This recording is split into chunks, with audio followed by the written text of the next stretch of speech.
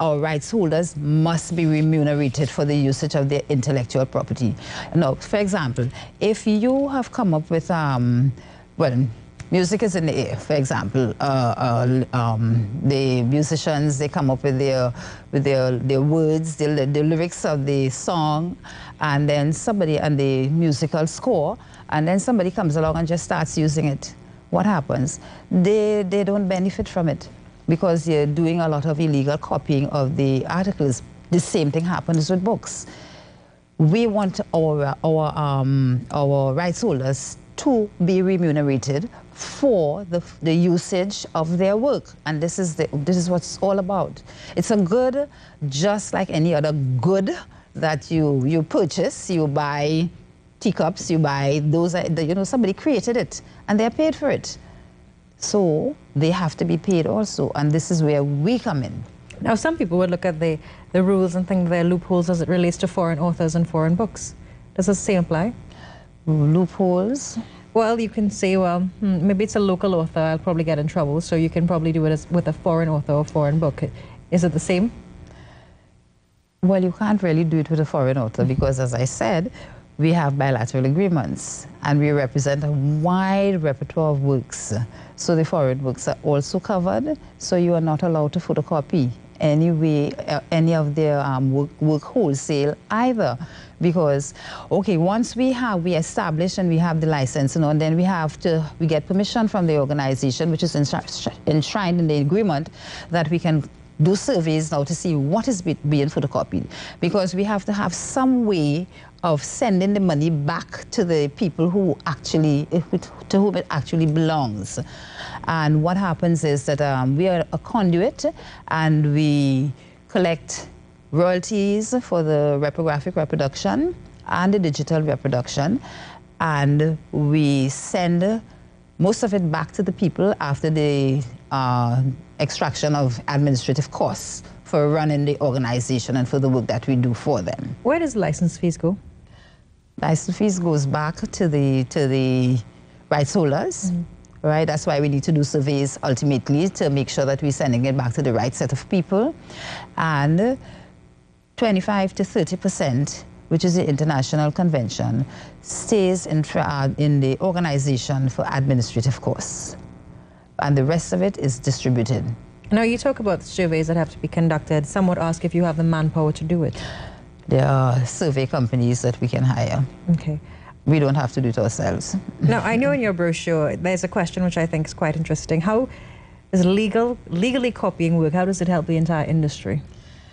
I remember when the Minister of Planning came on board, she said that intellectual property can be part of the economic diamond that they want to establish, and it can also help to be a driver of the economy.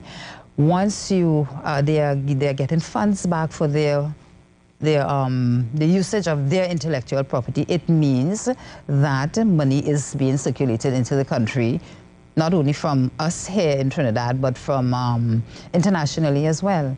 So it helps the economy. Everybody, you know, when you buy a book, there's that page, maybe within the first 2 pages of the book, that you turn and you see all of this copyright information, and then there is the warning, you know, you cannot reproduce this with the permission of the author, blah, blah, blah, blah, blah, blah. But nobody really pays attention to that. So we need to start paying attention to it right now, don't we, Eleanor Hoyt? Yes, we need to start paying attention to it because it is critical. How big a lawsuit may we be facing if we continue to infringe on reprographic rights? Under the Copyright Act, if you are convicted, there's a fine of $250,000, and this is TT dollars, and or 10 years imprisonment for the illegal photocopying and reproduction of literary and graphic works. And in terms of the international agencies with whom we have these special agreements, has any of them indicated that they may want to come down on us like a ton of bricks? Not to us. Not at this yet. point, not yet. Not at this point in time. You see, we're still working on getting licenses in, because we have been visiting the major universities in Trinidad and Tobago, and they are all very to put it mildly, resistant to having to pay fees for what they have been doing for a long time without cost. So you need to collect fees retroactively as well as currently? Currently. Just currently? Yes, because even though we have been working with them for 3 years in the instances of the 4 major ones, we've been working with them for 3 years. This is the 4th year. But unless we, litigation comes into the question, which is not what we are planning at this point in time, then we can't go back to ask for it retroactively. So we are intent on starting the process now. Okay, so that's at the tertiary level side. What about at the level of primary and secondary schools? Because they are also complicit in this. Yes. At that level, we deal with the Ministry of Education, because the Ministry of Education is the arm that is the governing body of all the primary and secondary schools in Trinidad. And they've been cooperative? The government thing. Well, we have initiated the proceedings with them. But so far, we have written to them and offered to be, to bring them into compliance. But it is an uphill climb. I don't want to say too much about this because, we're working on it. Eleanor, do you have plans to have some sort of public education campaign? We've had seminars. We have had a seminar in October last year where we invited all the librarians from the various institutions.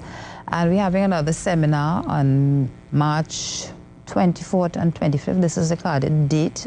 And we're having two of the international representatives from IFRU to come to tell us something about what is happening internationally.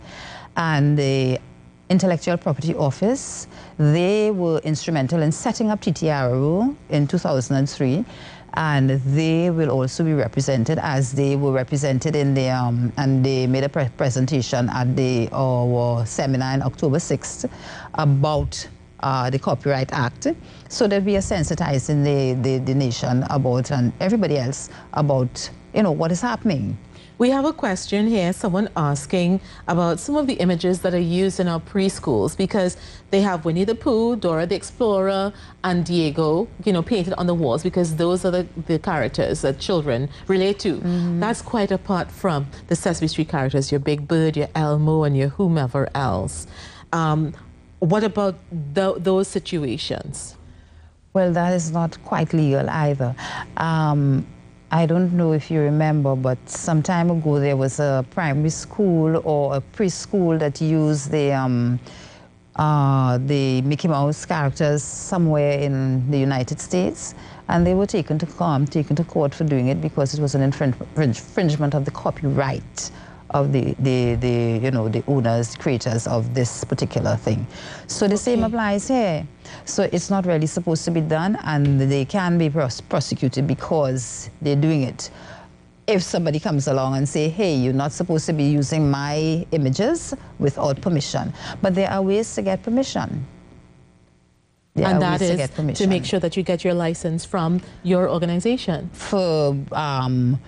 They may have to go directly to the people who are actually the creators of these things and who represent those images to do it, because we don't have a reciprocal agreement with them at this point. So they may have, but they really need to do something about. For example, there's on one of our brochures, there's a little lock at the back of the brochure, right? A copyright, I think, yes, it's on it somewhere, yes. This copyright, this lock here. This is an image that we purchased from Dreamstime, I think it is, on the internet, so that we can use it and reproduce it here. It's very indicative of what we're trying to do. We're trying to lock down the photocopying and have it done legally. So we did this. We had to go and find it and do it. So they would probably have to do the same kind of thing. If someone wants to get more information, for example, an educational institution wants to get more information as to how they can become in compliance with reprographic rights in Trinidad and Tobago, who do they call? Where do they go? That kind of thing. We have a website, ttrro-el2.mp4. That's ttrro.org.tt. Yes. Yeah.